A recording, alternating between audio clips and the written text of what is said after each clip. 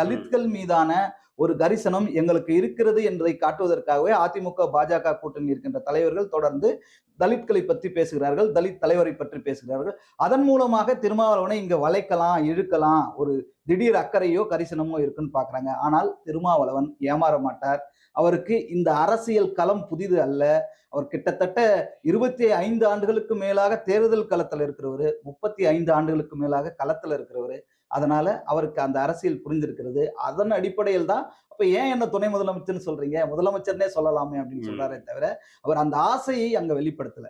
இன்னொரு பக்கம் என்னவா இருக்கு இங்க அப்படின்னா, இங்க இன்னமும் ஒரு தலித் வேட்பாளரை பொது தொகுதியில் நிற்பதற்கான சாத்தியங்களோ சூழலோ இன்னும் வரல. கூட்டணி ஆட்சியில் அதிகாரத்தில் பங்கு அப்படிங்கிறதும் இன்னும் வரல. இதையெல்லாம் செய்யாமல் இங்க உடனே ஒருத்தர் முதலமைச்சரா ஏத்துப்பீங்களா அப்படிங்கிறது பார்த்தா இல்ல. அப்ப ஒரு தலித் என்பவரை, ஒரு தலித் கட்சி தலைவரை அல்லது ஒரு தலித்தாக இருக்கிற ஒரு பெரிய அரசியல்வாதியை நீங்கள் முதல்வராக ஏற்றுக்கொள்வீர்களான்னா இந்த மாநிலத்தில் மட்டுமில்லை, எந்த மாநிலத்திலுமே இது சாத்தியம் இல்லை. மாயாவதி மட்டும் விதிவிலக்குன்னு திருமாவளவனே சொல்லியிருக்காரு. அப்ப இவர்களுடைய நோக்கங்களை அவர் பிளவுபடுத்துகிறார்.